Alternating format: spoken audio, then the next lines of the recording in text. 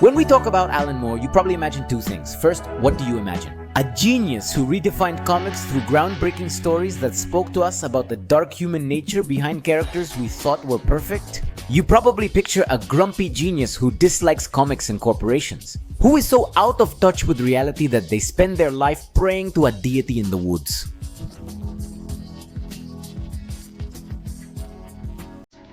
Both views have some truth. Even so, we know Alan Moore wrote some of the most iconic comics ever. It's well known that he currently hates the big comic companies, superhero movies, and has made some pretty controversial statements about it. But it wasn't always this way. Since there are interviews, letters, and testimonies from the late 80s where we saw a completely different Alan Moore, supported the Watchmen film adaptation and was concerned about Detective Comics marketing. And even though it sounds unbelievable, he loved superheroes and their stories above all else until the world ended up breaking him. What happened? We'll discuss it in this video. My name is Go the Geek Monitor, and today we're going to take Alan Moore very seriously. Chapter 1. The Birth of a Legend. To understand how Alan Moore changed his thinking, we need some background on his life, before he became the legend he is now. Above all, we must understand that Alan Moore's world is one where legends rarely stand out. Alan Moore was born on November 18, 1953 in Northampton, England, an area of working-class families, old factories, and people forgotten by the Industrial Revolution who struggled daily to survive. Here, in this world of grey landscapes, young Alan was lucky enough to find a window to the outside world through American comics. These revealed a colorful world with limitless characters, broadening Moore's mind and imagination. In his words, "This was the door that allowed me to transcend the limitations of my origin." The years went by. Moore dropped out of school and was forced to take jobs where no academic preparation was required. He began working as a cleaning assistant at a slaughterhouse, a hotel janitor, and similar jobs, even though he already had a family to support. However, Moore couldn't stop dreaming about those stories that had fascinated him since he was a child.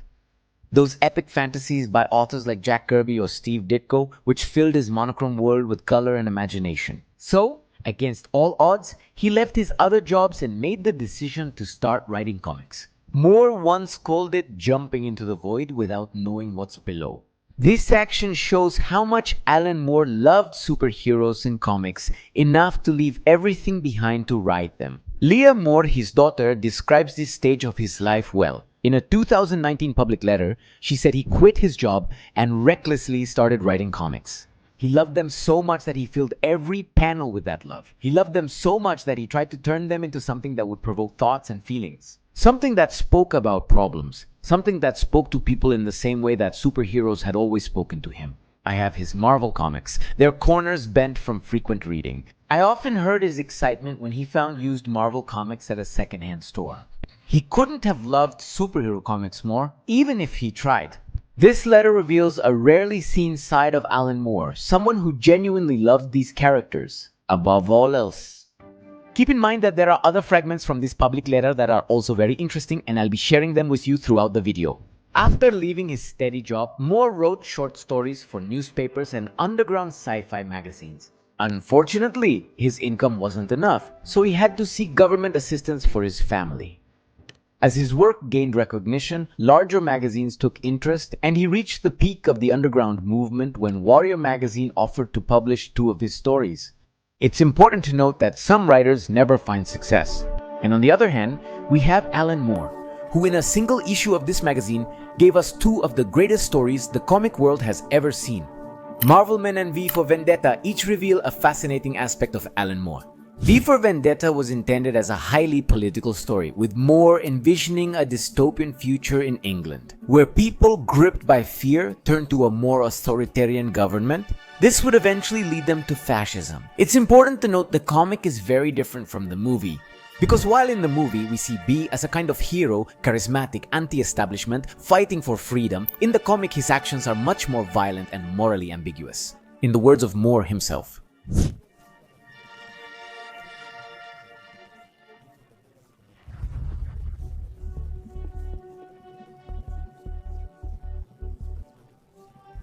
In that issue, he also wrote Marvelman, a new take on British children's comics where a boy transforms into a powerful figure with a magic word. Very similar to today's Shazam, but more added an interesting twist. Because he told us the story of an adult named Michael Moran who has dreams in which he flies, and he is unable to remember a word of great power. In the first story, Michael remembers the word and transforms into Marvelman after years. However, no one seems to remember that he ever existed, so Michael has to solve the mystery behind his origin. Moore often uses tactics similar to those in more recent comics like Sentry, showing us a character in a different light, not denying their past, but suggesting we may not know the full story. This later appeared in comics like Swamp Thing. That's what happened next. After Moore began winning awards for his stories in England, Detective Comics offered him a job. And the first title he wrote was The Swamp Thing. Swamp Thing was a cliché comic with low sales until Alan Moore arrived. It was a typical horror comic about a man, Alec Holland, who turned into a swamp monster after a bomb exploded in his lab, covering him in chemicals, and his attempts to become human again. However, this cliché-filled comic would change with the story, Anatomy Lesson by Alan Moore, where he tells us that the real Alec Holland died in the explosion and that the chemicals affected the swamp vegetation, which became infected with a consciousness that doesn't realize it's no longer alive. In other words, Alec Holland is not Swamp Thing. The swamp thinks he is Alec Holland, but he can no longer become human because he simply never was. In that story, Moore combined classic horror, like monsters and vampires, with real horrors such as racism, sexism, and pollution, making us understand that our world is just as terrifying even though monsters don't exist. Sales grew significantly, and Detective Comics began assigning more comics more important work, like For the Man Who Has Everything, where Superman confronts his conscience, Whatever Happened to the Man of Tomorrow, a comic summarizing the first 50 years of Superman stories. Many modern Green Lantern concepts originated from Alan Moore's stories. Afterwards, great classics like The Killing Joke and above all Watchmen would come, which could very well be the most important and influential work in Alan Moore's career. However, this story would ultimately end Alan Moore's relationship with the comic book industry. Who killed Peacemaker? Surprisingly, this question became the central premise of Watchmen's story. Let me explain how it happened. In 1983, Detective Comics absorbed another comic book company called Charlton, which published stories about characters like Blue Beetle, Peacemaker, and The Question. Moore decided to create a story with these characters and pitch it to Detective Comics. It would start with Peacemaker's death, prompting the other Charlton characters to solve the mystery. The issue was that Moore's story would make the Charlton characters recently acquired by Detective Comics almost unusable afterward.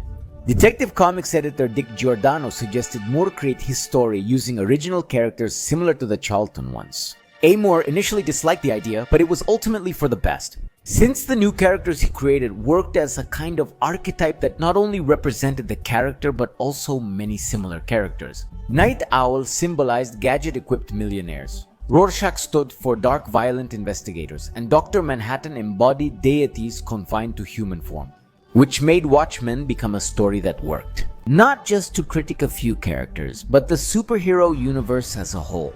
And is this where Moore's problems with the comic book industry begin? Since they were original characters, the process and royalties were handled differently.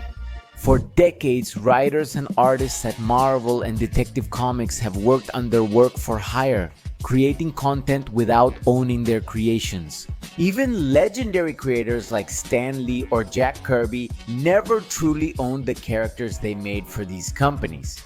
Over the years, these companies adjusted their actions based on the situation.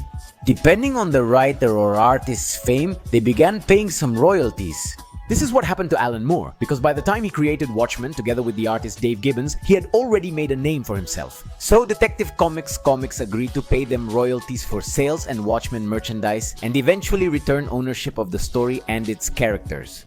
And although it seems hard to believe today, Moore was happy with that arrangement. Can you imagine Alan Moore praising a Watchmen movie? Don't just imagine, it actually happened. In the mid-80s, while Alan Moore and Dave Gibbons were publishing the story of Watchmen, both of them made an appearance at a panel at the Comic Art Convention in London. A fan asked about Watchmen movie rumors and Alan Moore responded, "The script hasn't been prepared, but the rumor is completely real. They're considering making a movie and everything looks good so far. He said he couldn't promise the movie would come out soon, since they'd already spent 20 years trying to make a Silver Surfer film, which by the way we never saw. He said the producer interested in making Watchmen was Joel Silver, already known for Predator, Commando, and Lethal Weapon. In fact, Moore mentioned that he had conversations with him. He wanted me to start writing the script next year and asked, can you do it panel by panel like in the comic? I don't think that's possible, as it would make a terrible movie. It was written as a comic, not as a movie, but the fact that he asked me says a lot of good things about him, so everything looks good. I don't know when it will be made or if it will be made, but the signs are positive. I think it could be a good movie.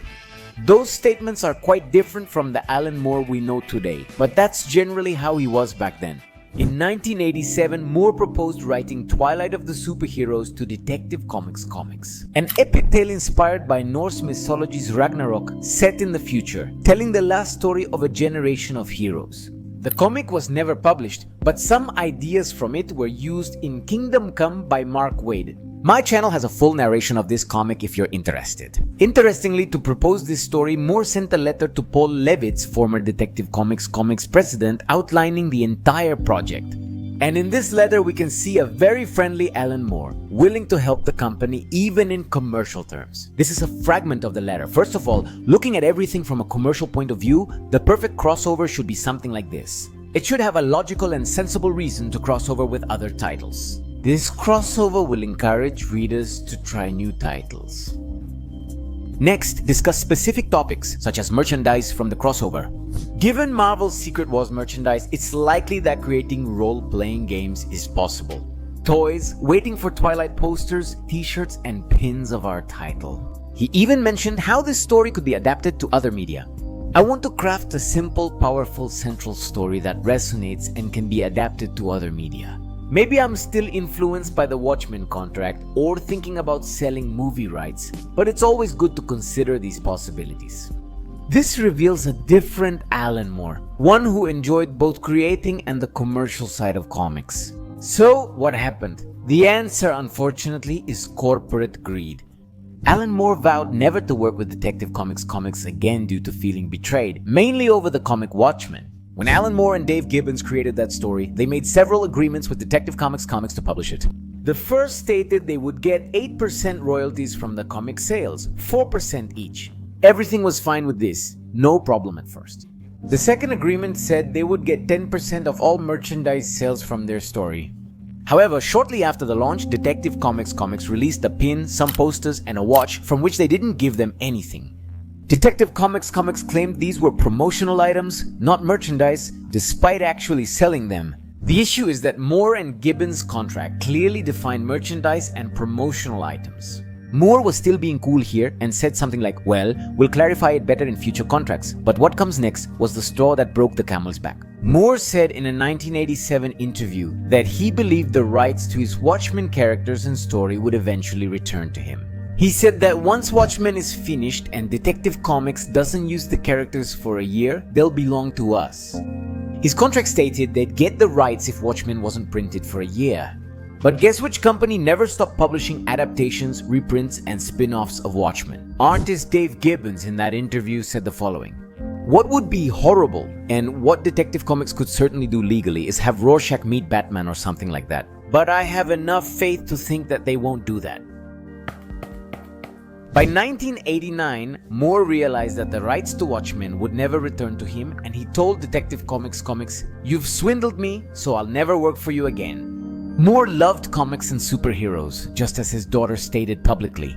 The problem is that the medium he loved was run by despots and corrupt people, so the people who were really making the magic were undervalued and their contribution wasn't appreciated. This really broke him. He couldn't do it anymore.